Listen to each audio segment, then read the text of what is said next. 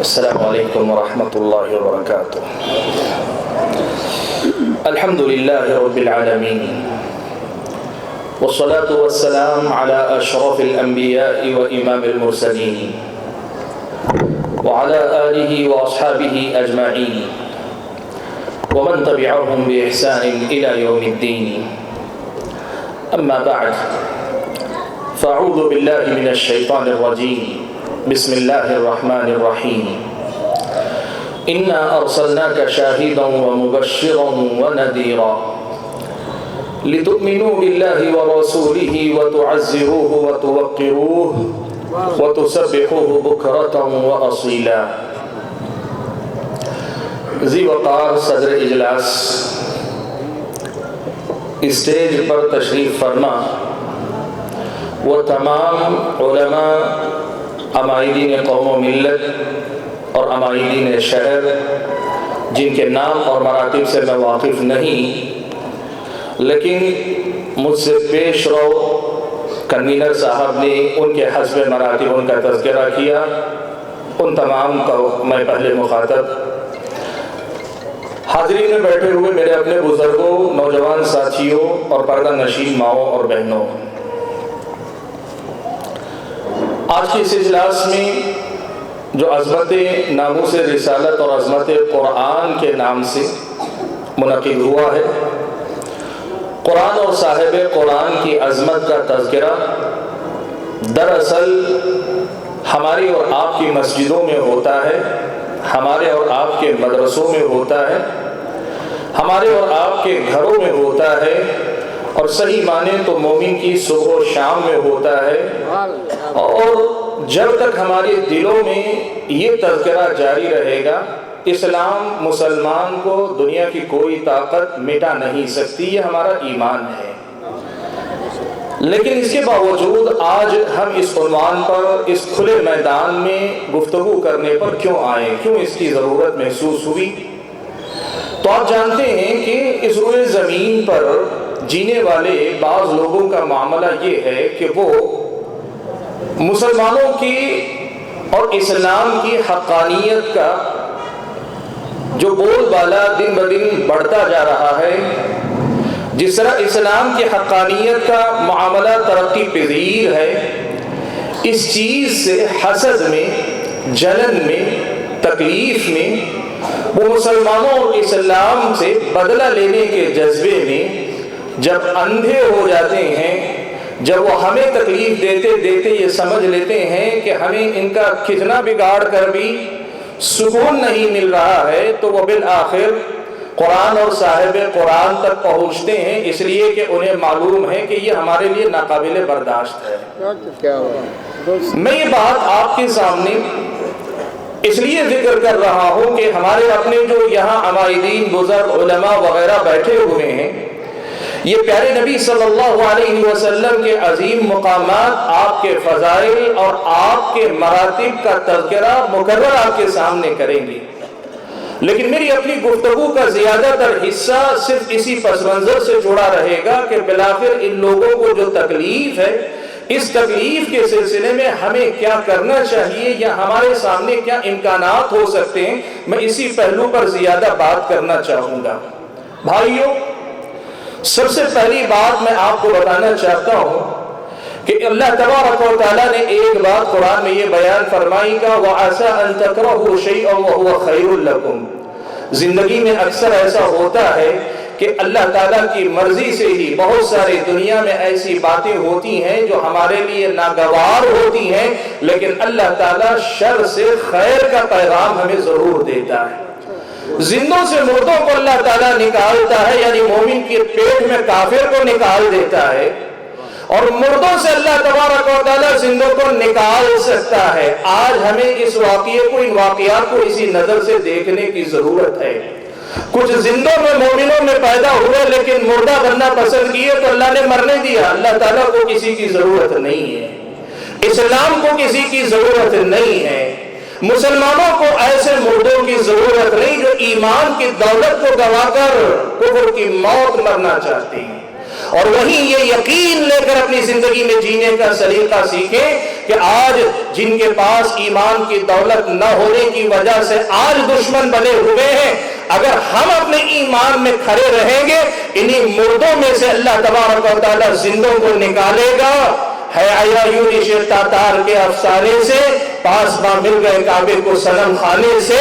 اس ملک کی یہ تاریخ دیکھے گی کہ ہم ہمارے آبا و اجداد نے جس طرح اسی ملک کے ہوتے ہوئے اس دین کو اپنے سینے سے لگایا ہے، ان برے واقعات کے بعد بالآخر یہیں سے انہی میں سے اس دین کے محافظین یقیناً پیدا ہوں گے انشاءاللہ۔ بھائیو، آج ایک بات آپ یاد رکھو، آپ کو اس ناحیے سے خوش ہونا چاہیے کہ آج دنیا کے اندر مسلمان دوسری بڑی اکثریت ہے عیسائیوں کے بعد۔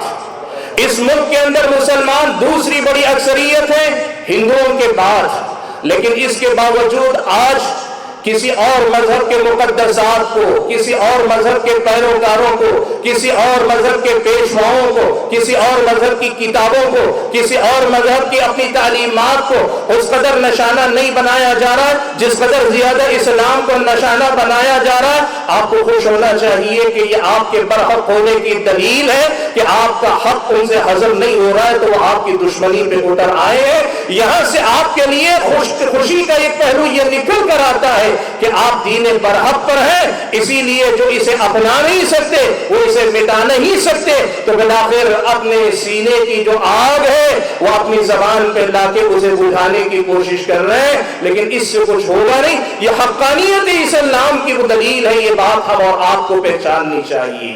بھائیو، اگلی بات جو آپ کے سامنے میں کہنا چاہتا ہوں وہ یہ کہ یہ بات آپ یاد رکھیں کہ اسلامی شریعت کی نظر میں جو آدمی پیارے نبی صلی اللہ علیہ وسلم کی توہین کرے، جو آدمی قرآن کریم کی توہین کرے، اس کی سزا بلا کسی تردد کے آپ صاف لفظوں میں سن لیں کہ وہ اسلام کی نظر میں واجب القتل ہے۔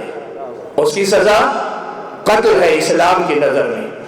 وہ مسلمان ہوگا، وہ مرتد ہو جائے گا، واجب القتل قرار پائے گا۔ اور اہل علم بیٹھے ہیں، میں ذمہ داری کے ساتھ یہ بات کہہ رہا ہوں کہ اہل علم کی تحقیق کی روشنی میں اگر غیر مسلم ہو کر بھی توہین اسلام کے بجائے توہین نبی یا توہین قرآن کے جرم کا مرتکب ہوتا ہے تو ایسا آدمی اسلام کے نظر میں قابل معافی نہیں ہے۔ یہ پہلی بات آپ یاد رکھیں۔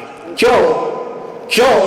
اللہ نے کہا اِنَّا أَرْسَلْنَاكَ شَاهِدًا وَمُبَشِّرًا وَنَذِيرًا لِتُؤْمِنُوا بِاللَّهِ وَرَسُولِهِ وَتُعَزِّرُوهُ وَتُوَقِّرُوهُ وَتُسَبِّحُوهُ بُكْرَةً وَأَصِيلًا۔ اس آیت کی تشریح میں اگر آپ جائیں، مختصر الفاظ میں اللہ تعالیٰ نے دو حصے بتا دیے۔ ایک، اللہ تعالیٰ نے بتایا کہ نبی کو اللہ نے بھیجا ہے تو نبی کا مقام، نبی کا کام، نبی کا احسان امت پر کیا ہے۔ اور دوسرے حصے میں اللہ تعالیٰ نے یہ بتا دیا کہ اس احسان کے بدلے میں اس نبی کا انسانوں پر حق کیا ہے۔ اسلام یہ کہتا ہے کہ یہ نبی ساری کائنات کے نبی ہیں، یہ ہر مذہب کے نام لیوا کے نبی ہیں۔ اللہ تعالیٰ نے آپ کو تمام جہانوں کے لیے رحمت بنا کر بھیجا، تمام انسانوں کے لیے، جنوں کے لیے رسول بنا کر بھیجا ہے۔ اب تمہیں اس دنیا میں امتحان کے لیے، آزمائش کے لیے پیدا کیا ہے۔ ایمان لاتے ہو، فرما بردار قرار پاؤ گے تو وہ بشیر ہیں تمہارے لیے، مبشر ہیں تمہارے لیے، خوشخبری سنانے والے ہیں تمہارے لیے۔ اور اگر ایمان نہیں لاتے، دنیا میں امتحان ہے، کفر پہ باقی رہنا چاہتے ہو، وہ نذیر ہیں تمہارے لیے، وہ ڈرائیں گے تمہیں تمہارے بھیانک انجام سے۔ تمہیں اس کا تو اس دنیا کے اندر اختیار ہے کہ تم نبی پر ایمان لاؤ نہ لاؤ، تم اپنی آخرت سنوارنے نہ سنوارنے کے سلسلے میں اپنا فیصلہ لے سکتے ہو، لیکن دنیا کے کسی انسان کو اس نبی کی شان میں گستاخی یا توہین کی اجازت اسلام نے نہیں دی ہے۔ آپ نبی کی تعلیمات قبول نہ کریں، اسلام آپ پہ مسلط نہیں ہوتا، لا اکراہ فی الدین، لیکن اسلام یہ کہتا ہے کہ آپ نبی کی تعلیمات قبول نہ کر کے غیر مسلم رہتے ہیں، رہتے ہوئے بھی آپ کو توہین کی اجازت نہیں دی جا سکتی۔ اسی لیے یہ بات یاد رکھیں، اسلام کی نظر میں یہ مسئلہ صاف ہے کہ یہ جرم اسلامی شریعت کی نظر میں ناقابل معافی ہے۔ اسی لیے اگر مسلم حکومت، اسلامی حکومت ہوگی، اس انسان کو اس کے جرم کی سزا ملے گی، اس انسان کو اس کے جرم کی سزا ملے گی۔ میں یہاں ایک مسئلے کی وضاحت کر دینا ضروری سمجھتا ہوں۔ پیارے نبی صلی اللہ علیہ وسلم کے زمانے میں ایسا ہوا کہ ایک صاحب تھے، صحابی، پیارے نبی صلی اللہ علیہ وسلم کے چہیتے صحابی، نابینا صحابی، اور حق بات تو یہ ہے کتابوں میں پڑھ کر دیکھیں تو پتہ چلتا ہے کہ گمنام صحابی، ان کا نام بھی نہیں پتا، نابینا تھے۔ ان کے پاس ایک لونڈی تھی، شرح و تشریحات سے پتہ چلتا ہے یہودیہ تھی، وہ لونڈی تھی۔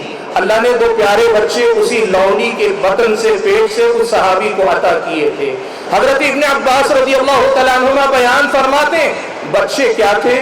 دو موتی تھے، بڑے خوبصورت بچے تھے، لیکن وہ خاتون جو غیر مسلم تھی، جو یہودیہ تھی، اللہ کے نبی کی شان میں گستاخی کرتی تھی۔ صحابی نے پہلے ٹوکا، دوبارہ ٹوکا، سبارہ ٹوکا، جب ایک دن وہ اللہ کے نبی کی شان میں گستاخی کرنے سے باز نہ آئی تو نابینا تھے، اپنے ہاتھ میں ایک ہتھیار میسر آیا، وہی اٹھایا، اس عورت کو سوتے ہوئے دیکھ کر اس کے پیٹ پہ رکھا، اپنے آپ کا وزن اس پہ ڈال دیا اور وہیں اس کو ختم کر دیا۔ صبح ہوئی، اللہ کے نبی صلی اللہ علیہ وسلم کو پتہ چلا مدینے میں ایک عورت کا قتل ہوا ہے۔ اللہ کے نبی نے پوچھا جس نے بھی قتل کیا ہو میرا حکم ہے وہ سامنے آ جائے۔ نابینا صحابی کھڑے ہوئے، کہا اللہ کے نبی کچھ معاملہ نہیں تھا، یہ خاتون میرے لیے بڑی مددگار تھی، اس کے ذریعے اللہ تعالیٰ نے مجھے دو پیارے بچے دیے تھے، لیکن اس نے آپ کی شان میں گستاخی کی، مجھ سے برداشت نہ ہوا تو میں نے اس کا خاتمہ کر دیا۔ اللہ کے نبی نے سارا ماجرا سن کر فیصلہ سنایا کہ اس خاتون کا خون بہا، یعنی خون کا بدلہ نہیں لیا جائے گا، اس کا خون ضائع ہوگا، اس لیے کہ نبی کی توہین، نبی کی گستاخی کرنے کا انجام اسلام کی نظر میں یہی ہے، چاہے کرنے والی یہودیہ ہی کیوں نہ ہو۔ میں یہ بات کیوں بتانا چاہتا ہوں؟ آج ہم جس دور میں جیتے ہیں میرے بھائیوں، مقدسات اسلام کے تحفظ کا معاملہ ہمارے اور آپ کے درمیان میں نظریاتی اختلاف کا مسئلہ بنتا نظر آ رہا ہے۔ بڑے افسوس کے ساتھ کہتا ہوں کہ مسلمانوں میں سے جو تعلیم یافتہ بعض حضرات نظر آتے ہیں، ان میں سے بعض کے ذہنوں میں شکوک و شبہات ہیں، وہ کہتے ہیں اللہ کو گالی دینے والے کی سزا قتل نہیں ہے، نبی کو گالی دینے والے کی سزا قتل۔ وہ کہتے ہیں نبی نے اپنی ذات کے لیے زندگی میں کبھی بدلہ نہیں لیا، تو کیا ان کے گستاخ کی ہم جان لے لیں گے؟ آج ان کو یہ بات سمجھنے کی ضرورت ہے۔ دیکھو علیہ نے لکھا ہے اگر نبی باحیات ہوتے اور نبی اپنے حق کو خود ختم کر لیتے، دستبردار ہو جاتے، نبی چاہتے تو اپنے گستاخ کو معاف کرنے کا اختیار رکھتے، لیکن نبی کی زندگی کے بعد امتیوں کے ہاتھ میں یہ اختیار نہیں ہے۔ کیوں نہیں ہے؟ کہا اس لیے کہ نبی علیہ السلام کی ذات کا احترام، آپ کا تقدس، آپ کا مقام، آپ کا رتبہ دراصل اللہ تبارک و تعالیٰ کے اس دین برحق کی علامت ہے، وہ حجت ہے جو انسانوں پر قائم کرنے کے لیے اللہ تعالیٰ نے بھیجی ہے۔ اگر نبی کی توہین کر کے اس کے اعتبار کو ٹھیس پہنچائی جائے گی، یہ نبی کے حق میں جرم نہیں ہے، پوری انسانیت کے حق میں جرم ہے۔ یہ علیہ نے لکھا ہے میرے بھائیوں سمجھو میری بات۔ علیہ نے لکھا ہے کہ اگر کوئی آدمی نبی کی گستاخی کرتا ہے تو یہ ایک نبی کا گستاخ نہیں، پوری انسانیت کا مجرم ہے۔ کیوں؟ کہا اس لیے کہ یہ نبی اور نبی کا پیغام ساری انسانیت کی امانت ہے، نبی کی شخصیت کا تقدس، احترام، مقام باقی رہے گا، ان کے لائے ہوئے پیغام کا تقدس، مقام اور اعتبار باقی رہے گا۔ اگر کوئی اپنی زبان سے ان کے مقام کو، ان کے مرتبے کو گھٹانے کی کوشش کرے گا، چیزائے کہ توہین کرے، تو سب سے بڑا نقصان یہ ہوگا کہ ساری انسانیت کے لیے اعتبار کا جو مرکز تھا وہ مرکزیت ختم ہو جائے گی۔ اس لیے نبی کا گستاخ ایک نبی کا گستاخ نہیں، پوری انسانیت کا مجرم ہے، یہ اسلام کہتا ہے۔ میرے بھائیو اسی لیے یہ بات یاد رکھو، اگر اس مسلم حکومت ہوگی ان کی سزا جو اسلام نے متعین کی ہے وہ ملے گی، لیکن ہم جانتے ہیں کہ ہم جس ملک میں رہتے ہیں وہاں اسلامی قانون نہیں ہے۔ اور یہ بات یاد رکھو، ہم اہل علم مسلمان، ہم اپنی محبت میں بھی اور ہم اپنی دشمنی میں بھی رب ذوالجلال کی تعلیمات اور پیارے نبی صلی اللہ علیہ وسلم کی ہدایات سے آزاد نہیں ہوا کرتے۔ ہم اپنی محبت اور عقیدت میں بھی نبی کی تعلیمات کے پابند ہوتے، اور ان کی روشنی میں ہمارا اپنا یہ ماننا ہے کہ ہم اپنی آواز نبی کے دفاع میں بلند کرتے رہیں گے، لیکن قانون کو اپنے ہاتھ میں لینے کی وہ غلطی نہیں کریں گے۔ اسلام نے ہمیں یہی سکھایا ہے۔ یہاں کچھ باتیں میں کہنا چاہوں گا، ہم یہاں اس ملک کے باشندے ہیں تو کچھ باتیں یہاں اس اسٹیج سے حکومتی اداروں تک پہنچنی چاہیے۔ उनमें से एक दो बातें मैं अपने अल्फाज में रखना चाहता हूं। पहली बात याद रखो, हुकूमत कहती है कि जमहूरियत में इजहार राय की आजादी होती है, फ्रीडम ऑफ स्पीच होती है, आदमी को अपनी बात रखने की छूट होनी चाहिए, आजादी होनी चाहिए। दुनिया वालों, जमहूरियत के इसी उसूल को अगर मानते हो, सियासतदानों के दरमियान भी ये तस्वुर है हम एक दूसरे को कंडम करेंगे, एक दूसरे की फैमिली तक नहीं जाएंगे। ये है सियासतदानों की अपनी। पार्लियामेंट में एक दूसरे से बात करेंगे, लेकिन जबान गैर पार्लियामेंट्री नहीं होनी चाहिए। तुम्हारे पास पाबंदी है, इजहार राय की आजादी है, लेकिन उसके अंदर भी पाबंदी तुमने रखी है। और सच तो यह है कि आजादी कामिल भी आमिर, पाबंद है कुछ कानूनों की। आजादी कामिल भी आमिर, पाबंद है कुछ कानूनों की। हर कैद चमन से आजादी, आजादी ये नेक अंजाम नहीं। हम ये बात हुकूमत के कानों तक पहुंचाना चाहते हैं कि फ्रीडम ऑफ स्पीच का मतलब ये नहीं है कि मनचाही बात, मनमानी बात जो चाहे कहता पड़े, बेलगाम आप छोड़ दें। आपने लगाम कसी है, आपने हर जगह के लिए कुछ ज़ाबिते रखे हैं। यहां भी फ्रीडम ऑफ स्पीच के दायरे में रखते हुए आप इसकी इजाजत है। कोई गैर मुस्लिम इस्लाम कबूल नहीं करता, वो कहता है मैं इस दीन को नहीं मानता, उसे इजाजत है अपनी बात ये कहने की। लेकिन फ्रीडम ऑफ स्पीच का ये मतलब नहीं होगा कि नबी की शान में गुस्ताखी करे। दूसरी बात याद रखो भाइयों, इस हुकूमत के सामने एक बात ये भी रखने की जरूरत है कि दुनिया में जमहूरियतों में हुकूक की बात की जाती है। सुभान अल्लाह, ये कैसा जुल्म है। या इंसानों के हुकूक की बात होती है, चोरों लुटेरों के हुकूक की बात होती है, यहाँ जानवरों के हुकूक की बात होती है। यहाँ तंजीमें कायम हैं जो मुख्तलिफ लोगों के हुकूक की हिफाजत की बात करती हैं, और हुकूमतें कहती हैं हर एक के हुकूक की हिफाजत की हम अलमबरदार हैं। हमारा ये आवाज है कि अगर सबके हुकूक की हिफाजत हो सकती है, सारी इंसानियत के मोहसिन के हुकूक की हिफाजत के लिए कोई कानून क्यों नहीं बन सकता? क्यों नहीं बन सकता? यहाँ जानवरों के हुकूक का आपको दर्द है, यहाँ चोरों उचक्कों के हुकूक का आपको होता एहसास है, यहाँ कातिलों, जानियों, मासूम बच्चियों के साथ बलात्कार करने वालों के हुकूक के लिए आवाज उठाई जाती है। इंसानियत के मोहसिन के हुकूक के लिए आपके पास कोई जगह नहीं। ये कैसा मेयार है जिस मेयार पे आप फैसले चलाते हैं? भाइयों, हुकूमत के सामने ये बात उठाने की जरूरत है। और एक बात ये भी कहने की जरूरत है, चलो तुम नबी को नहीं जानते होगे, हालांकि ऐसा नहीं। अल्लाह ने कहा यहूदियों के बारे में, और यही हकीकत एक बड़ी तादाद की है, अल्लज़ीना आतैनाहुमुल किताब यअरिफूनहु कमा यअरिफून अब्नाअहुम। हमने जिन्हें किताब दी है वो इस नबी को वैसे ही पहचानते जैसे अपने बच्चों को पहचानते। ये पहचानते हैं, लेकिन चलो तुम मानना नहीं चाहते, तुम उनके हुकूक के तौर पे नहीं तो कम से कम हमारे हुकूक के तौर पर तो कानून बनाओ इस मुल्क के अंदर। क्यों? इसलिए कि तुम जानते हो हम इस मुल्क के शहरी हैं, तो हमारे हुकूक का ख्याल रखना तुम्हारा फर्ज बनता है। तुम ऐवान हुकूमत में बैठे इसलिए हो कि हमारे हुकूक का तहफ़्फ़ुज़ कर सको। और अगर यही तुम जानना चाहते हो तो आज ये बात हमारी तरफ से ले लो, आज लिख कर दे देंगे, मुसलमान कौम का एक बच्चा भी इससे पीछे नहीं हटेगा। लिख कर ले लो, हमारी जान, हमारा माल, हमारी इज्जत, हमारी आबरू से बड़ा मसला हमारे लिए नबी पाक की इज्जत और आबरू का है। अगर हमारी जान के लिए कानून बना सकते हो, हमारी इज्जत के लिए कानून बना सकते हो, तो इन सबसे बढ़कर तुम्हें प्यारे नबी की इज्जत आबरू के लिए कानून बनाना पड़ेगा, और ये आवाज हमें यहां से उठानी पड़ेगी। मेरे भाइयों देखो, ये बात याद रखो, हम जिस मुल्क के अंदर जीते हैं ना, यहाँ झूठ भी अगर जोर से बोला जाता है तो लोग मान लेते हैं। यही तो हो रहा है ना, पिछले आप देख रहे 10-12 साल से झूठ सच हो गया, इसलिए कि चैनल झूठ ज्यादा बोलते, सच बोलने वाले की आवाज को लगाना चाहते। ऐसे मुल्क में सच बोलने वाले बोलते रहो, बोलते रहो, बोलते रहो, यहां तक कि वो नहीं जो अपने कानों में उंगलियां रखे बैठे हैं, ये बहरे भी होंगे तो उन्हें सुनना पड़ेगा कि हमारी नजर में नबी का मुकाम, कुरान का मुकाम हमारे सारे हुकूक से ऊपर है। और अगर ये हुकूमत हमारे हुकूक की पाबंद है तो फिर इन हुकूक की हिफाजत के लिए भी कानून तुम्हें बनाना पड़ेगा। और इसके लिए मैं गुजारिश करूंगा, आपका ये सूबा तेलंगाना अल्लाह के फजल करम से مسلم قوم کے حقوق کے تئیں نسبتاً بہتر شناخت اور پہچان رکھتا ہے۔ ہمارے شہر کے جو MLA/MPs ہیں یا ان کے علاوہ جو دیگر حضرات ہیں جن کی پہنچ مقتدرہ تک ہے، مقننہ تک ہے، ان لوگوں کی یہ ذمہ داری بنتی ہے کہ وہ اندرونی طور پر چینل پہ نہیں، اخبار میں نہیں، ایسی مجلسوں میں نہیں، وہ کام کریں تو جا کر لیجسلیٹر سطح جائیں، قانون کے دائرے میں اندر سے بات کریں، ایسے قوانین بنانے کی کوشش کریں۔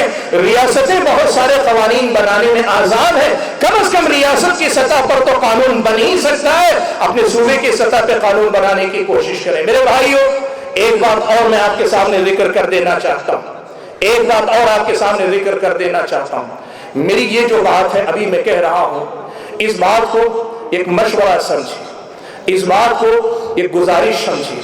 میں ایک ادنا سے طالب علم یا اس امت کے ایک چھوٹے سے بچے کی حیثیت سے ایک چیز بڑی شدت سے محسوس کر رہا ہوں۔ پرانا دور تھا کہ اگر ملک میں کوئی احتجاج ہوتا، اس احتجاج کا دباؤ مقتدرہ پہ پڑتا تھا اور مقتدرہ دباؤ میں آ کر کارروائی کرنے پہ مجبور ہوتی تھی۔ یہ ہوتا تھا، یہ تھا، اور آج کیا ہو رہا ہے؟ پیارے نبی صلی اللہ علیہ وسلم کی شان میں گستاخی پہ گستاخی، گستاخی پہ گستاخی۔ پچھلے 15 سے 20 سال کے اندر آپ دیکھیں ظالموں نے گستاخی پہ گستاخی کی، اور کرنے کے بعد مسلمانوں نے پورے ملک میں احتجاج کیا۔ لیکن کیا ہوا بھائیوں؟ کیا ظالموں کو واقعی سزا ملی؟ بہت سارے لوگوں کو صرف گرفتار کیا گیا، چند دنوں کے بعد بیل پہ ان کی رہائی ہو گئی۔ آج کسی مسلمان کو پتا ہے ان میں سے کسی ظالم کو واقعی سزا ہوئی؟ آپ میں سے کسی کو پتا ہے؟ اس کا مطلب یہ ہوا بھائیوں، ہمیں سوچنا پڑے گا کہ ہم وہ نہ کر سکیں جو شریعت نے کہا ہے، تو جو ممکن ہے وہ کر رہے ہیں، تو کیا اس میں ہمیں ہمارا مقصد حاصل ہو رہا ہے؟ آج میں ایک بات محسوس کرتا ہوں، میرے احساس کو آپ کے ساتھ شیئر کر رہا ہوں۔ ہم تو یہ دیکھ رہے ہیں کہ ظالموں نے یہ سمجھ لیا ہے کہ نبی کی گستاخی ان کا پولیٹیکل کیریئر بنانے کی سیڑھی بنتی جا رہی ہے۔ یہ اس ملک کی بہت بڑی بات ہے، سمجھنے کی کوشش کریں۔ سبحان اللہ، میں کبھی کبھار ایک بات محسوس کرتا ہوں کہ اس ملک کی اتنی بڑی تاریخ ہونے کے باوجود آج بھی یہ اپنی قوم کو اکٹھا کرنے کے لیے مسلمانوں سے ڈرانے پہ مجبور ہے، اور آج بھی یہ صورتحال ہے کہ یہ مسلم کے خون، مسلم کو گالی دیے بغیر، اسلام پہ الزام لگائے بغیر اور توہین رسالت یا توہین قرآن کے بغیر اپنی سیاست کی دکان بھی نہیں چمکا پا رہے۔ یہ ان کی حالت کو، ان کی اپنی کمزوری کو بتاتا ہے۔ لیکن جو بات میں اصل میں آپ کے سامنے رکھنا چاہتا ہوں وہ یہ کہ بھائیوں، اگر صورتحال ایسی ہے کہ ہمارے احتجاجات کو کوئی آدمی یہ سمجھ رہا ہے کہ کوئی کام نہیں، نبی کی شان میں کوئی گستاخی کر دو، ہمیں کچھ کرنے کی ضرورت نہیں، مسلمان خود پورے ملک میں اسے پھیلا دیں گے اور اس کے بعد مجھے ایک فیم ملے گا، مجھے ایک شہرت ملے گی، زیادہ سے زیادہ کیا ہوگا؟ میں اریسٹ ہو جاؤں گا، چند دن کے بعد بیل ہو جائے گی، اور بیل ہونے کے بعد ایسے ظالم اور بدتماش بھی اس ملک کے اندر ہیں کہ ایسے ظالموں کا جیل کے دروازے پہ آ کے استقبال بھی کرتے ہیں۔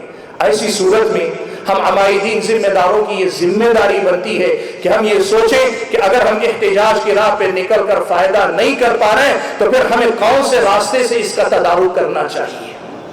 اگر ہم ظالموں کا ہاتھ روک نہیں پا رہے ہیں اور اسے وہ اپنی سیاست کی سیڑھی بنا رہے ہیں تو پھر ہمیں اتنی سمجھداری دکھانی چاہیے کہ ہم ایسی کوئی کارروائی کریں کہ ظالم کے ہاتھ کو، اس کی زبان کو روکا جا سکے۔ ایسا نہیں ہونا چاہیے کہ ہمارے جذبات کسی اور کی سیاست چمکانے کا ذریعہ بن جائیں۔ اس مسئلے پہ ہم عمائدین کو غور کرنے کی ضرورت ہے۔ ایک گزارش میں اپنے نوجوان بھائیوں سے کرنا چاہتا ہوں، دیکھو ایک بات یاد رکھو، ہمیں اپنے ماں باپ کی گالی برداشت ہو جاتی ہے، شریف آدمی کسی کو گالی برداشت نہیں کرتا، شریف آدمی کو آپ اسے گالی دے برداشت نہیں ہو، ماں باپ کی گالی تو اس کے لیے قیامت ہے، لیکن نبی کے لیے برا بھلا کہنا وہ سوچ بھی نہیں سکتا، سن بھی نہیں سکتا، برداشت بھی نہیں کر سکتا۔ ایسی حالت میں جب یہ سنتا ہے کہ فلاں نے نبی کی شان میں گستاخی کی تو ہمارا نوجوان ایک کام کرتا ہے، وہ کام کیا ہے معلوم؟ نبی کی محبت میں کرتا ہے، یہ مجھے اچھی طرح سے معلوم، نبی کی محبت میں کرتا ہے، پوری قوم میں پھیلاتا ہے کہ دیکھو فلاں نے نبی کی شان میں گستاخی کی، فلاں نے نبی کی شان میں گستاخی۔ مقصد کیا ہے؟ مقصد اس کا یہ ہے کہ نبی کی اس گستاخ کے بارے میں قوم کے اندر بیداری آئے۔ لیکن بھائیو ایک طالب علم کی حیثیت سے گزارش کرنا چاہتا ہوں، یہ طریقہ مفید نہیں مضر ہے۔ یہ طریقہ نقصان دہ ہے، اس طریقے کے بارے میں ذرا نظر ثانی کرو، کیا ہم میں، ہمارے گھر میں، ہمارے خاندان میں کسی کے ساتھ کچھ برا ہو جائے تو اس کا انتقام بدلہ لینے کے لیے سارے ملک میں ہم اس خبر کو عام کریں گے؟ ہم تو کوشش کریں گے جس راستے سے اس کو روکا جاتا ہے وہاں جائیں گے۔ طریقہ یہ نہ ہو آپ میں سے کسی کو کسی کے بارے میں پتا چلے تو کیا کریں؟ آئیں اپنے قوم کے ذمہ داروں کے پاس لے کر آئیں، نوجوانوں میں اسے نہ پھیلائیں۔ دیکھو بات میری سمجھو، نبی کے سلسلے میں کوئی دو رائے نہیں، لیکن بات یہی کہ ظالموں نے یہ سمجھ لیا ہے میں یہ ٹویٹ کر دوں گا باقی مسلم نوجوان پورا کام کر دیں گے، وہ خود پورے ملک میں مشہور کرتے ہیں۔ ہم یہ ہونے نہیں دیں گے، ہم یہ ہونے نہیں دیں گے، لیکن ظالموں کو ایسے ہی نہیں چھوڑیں گے، ظالموں کو ایسے ہی نہیں چھوڑیں گے۔ طریقہ کیا ہونا چاہیے؟ ایک ہمارے اپنے علاقے کے اندر اگر اللہ نہ کرے محبوب نگر میں ایسا کوئی گستاخ پیدا ہوا کل بھی، طریقہ کیا؟ آپ محبوب نگر میں نہ پھیلائیں، آپ اپنے ذمہ داروں کے پاس آئیں، اور ان ذمہ داروں کی ذمہ داری بنتی ہے ایک کانفرنس کے لیے آپ نے کمیٹی بنا دی، ایسے ایک ایک ظالم کے پیچھے کے کمیٹی لگا دے جو اس کا پیچھا اس وقت تک کریں گے جب تک قانون میں موجود امکان کے حد تک اسے سزا نہیں دلوا دی جاتی۔ آج یہ سچائی ہے، ہم بہت زیادہ ہوتے احتجاج کرتے ہیں، میمورنڈم دے دیتے ہیں یا زیادہ سے زیادہ اریسٹ کروا دیتے ہیں، اس کے بعد آپ بتائیں دیانت سے ہم میں سے کوئی ایسے ظالموں کے کیس کی اخیر تک پیروی کر رہا ہے؟ ہم کیا ان کو ان کے کیفر کردار تک پہنچا رہے ہیں؟ ہم کیا ان کو ان کے انجام تک پہنچا رہے ہیں؟ یہ ہم سے ہو رہی کوتاہی ہے، لا علمی میں، یا پھر یہ کہ ہمارا ذہن وہاں تک جاتا نہیں۔ اس لیے بھائیو اس معاملے کو سنبھالنے کی کوشش کریں۔ وقت کافی لے لیا میں نے، دو باتیں صرف مختصر دو منٹ کی کر کے ختم کرتا ہوں۔ ایک بات آپ سے یہ کہوں گا، دیکھو بھائیو اسلام ہمیں یہ سکھاتا ہے ہمارے اندر استطاعت جتنی ہے ہم اتنی استطاعت کریں گے، استطاعت بھر ہم نبی کا دفاع کریں گے یا ایسے ظالموں کو ان کی سزا دلوانے کی کوشش کریں گے، لیکن ہماری استطاعت سے پہلے بھی، ہماری استطاعت کے ساتھ بھی، ہماری استطاعت کے بعد بھی رب ذوالجلال اپنے نبی کا بدلہ ضرور لیتا ہے۔ آپ تاریخ پڑھ کر دیکھیں، وقت اجازت نہیں دیتا کہ میں واقعات سناؤں آپ کو، لیکن آپ تاریخ پڑھ کر دیکھیں، تاریخ بتائے گی کہ ہر گستاخ کو اللہ تعالیٰ نے دیر سویر ضرور اجازت دی۔ ہمارا آپ کا مزاج عام طور پر جلد بازی کا ہے، اللہ تعالیٰ کے پاس ہے فَمَهِّلِ الْكَافِرِينَ أَمْهِلْهُمْ رُوَيْدًا، آپ ذرا کافروں کو مہلت دیجئے کہ ہم بھی ذرا ان کو مہلت دیتے ہیں۔ اللہ تعالیٰ کے پاس دیر سویر ظالموں کی پکڑ ضرور ہوتی ہے، اور نبی کے گستاخ تو وہ اپنے منہ کی کھاتے ہیں، وہ دیکھتے ضرور ہیں۔ وقت اجازت نہیں دیتا کہ میں واقعات سناؤں، لیکن ایک بات بتانا چاہتا ہوں کہ بہت سارے بھائی کبھی کہتے ہیں ہم کچھ نہیں کر پا رہے ہیں، کیا کریں؟ آپ امکان کی حد تک کریں، اور نہیں ہوتا تو ہاتھ اٹھا کر دعا کریں کہ اللہ تعالیٰ ان کے لیے کافی ہو جائے۔ رب نے کہا اِنَّا كَفَيْنَاكَ الْمُسْتَهْزِئِينَ، اللہ نے کہا کہ ہم ایسے مذاق اڑانے والے، ایسا ٹھٹا کرنے والوں کے لیے کافی ہے۔ اے محمد تمہاری طرف سے میں دفاع کروں گا، یہ اللہ کا وعدہ ہے۔ آپ دیکھو ایک ظالم نے قرآن کو بدلنا چاہا، اللہ نے اسے بدل دیا، اس نے اپنی جان بچانے کی دعائی دی، اللہ نے کہا جان تیری رکھ لے، ایمان میرا واپس دے دے۔ آپ یہ بات سمجھیے، میں ایک بات اکثر کہتا ہوں، ہم مسلم قوم بہت سارے مسائل میں ظاہر پرست ہیں، اس کی گردن اڑ جاتی اس کا بڑا نقصان نہیں تھا، اس کا ایمان چھن گیا یا اس سے بڑی سزا ہے اللہ تعالیٰ کی طرف سے اس کے حق میں، حالانکہ اس کا ایمان اس وقت بھی نہیں تھا جب اس نے اپنے کفر کا اعلان نہیں کیا تھا، وہ تب بھی مسلمان نہیں رہا تھا، لیکن اس نے خود اپنے آپ سے آگے بڑھ کر تسلیم کیا، ایمان کی دولت بھی میں گنوا رہا ہوں، اللہ نے اسی کے منہ سے کہلوایا، یہ اس سے بڑی اللہ تعالیٰ کی سزا اس کے لیے کیا ہوگی، اور جو سزا آخرت میں ہوگی وہ اللہ تعالیٰ ہی جانتا ہے۔ آئیو آخری بات کہنا چاہتا ہوں، اور وہ آخری بات یہ ہے، دیکھو نبی علیہ السلام کے ان گستاخوں کا مقابلہ کیسے کی جائے؟ پیارے نبی کی سیرت کو لوگوں میں پھیلاؤ، پڑھاؤ میرے بھائیوں۔ دیکھو آج اگر عبداللہ صاحب، عبد الرحمن صاحب، سلیم صاحب، چاند صاحب، فلاں صاحب اگر اچھے معاملات والے ہو جائے نا، ایک غیر مسلم کہے گا عبداللہ صاحب کا نبی ایسا نہیں ہو سکتا، سلیم صاحب کا نبی ایسا نہیں ہو سکتا، فلاں صاحب کا نبی ایسا نہیں ہو سکتا۔ آج ہم اور آپ اگر نبی علیہ السلام کی تعلیمات پہ چلنے والے ہو جائیں، ہماری تجارتیں، ہمارے معاملات، ہماری صبح و شام نبی کی تعلیمات کا نمونہ اگر ہو جائے نا، اس سے زیادہ زبردست جواب ان ظالموں کا کچھ نہیں ہو سکتا۔ آپ کو پتا ہے اس اسلام میں، اس ملک میں اسلام سب سے پہلے مالابار کے علاقے میں تاجروں کے ذریعے داخل ہوا تھا. وہ کیسے ہوا تھا پتا ہے؟ عرب کے تاجر پہلے آتے تھے، دھوکے باز تھے، ڈنڈی مارتے تھے، تجارت میں ظلم کرتے، سب کچھ کرتے تھے. ایک نبی کی تعلیمات نے انہیں ایسے روشن کیا کہ اس روشنی نے ان کو ہی نہیں، ہندوستان پر روشنی کا دروازہ وہاں سے کھول دیا. بھائیو، اگر اسلام کی تعلیمات میری اور آپ کی صبح و شام میں آ جائے، میری اور آپ کی زبان، میرے اور آپ کے حرکات و سکنات میں آ جائے، ہمیں دفاع کرنے کی ضرورت نہیں. اس ملک کا عام شہری کہے گا کہ جس کے امتی ایسے ہوں ان کا نبی ایسا نہیں ہو سکتا. یہ اصل میں ہمارے اور آپ کے کرنے کا کام، یہ تو ہم کر ہی سکتے ہیں. اور یہی پیغام دیتے ہوئے میں اپنی گفتگو کو ختم کرتا ہوں. اور اس شہر کے تمام عمائدین ذمہ دار، اور یہ جو تحفظ ناموس رسالت اور تحفظ قرآن کے نام پہ کمیٹی بنی ہے، اس کے تمام متعلقین ذمہ دار کا شکر گزار ہوں کہ مجھ طالب علم کو آپ نے یہاں مدعو کیا اور یہ موقع دیا کہ نبی صلی اللہ علیہ وسلم کی محبت میں ان کے احسانات کا جو بوجھ ہم پر ہے، اس کی ادنا سی کوئی ایک چیز اللہ کے نبی کے دفاع کے حق میں کہنے کے اللہ تعالیٰ نے موقع دیا، اس کا موقع آپ نے دیا. اس پر میں آپ سب کا شکر گزار ہوں. اللہ ہم اور آپ کو نبی کا سچی امتی بننے کی توفیق عطا فرمائے. آمین. وآخر دعوانا الحمدللہ رب العالمین.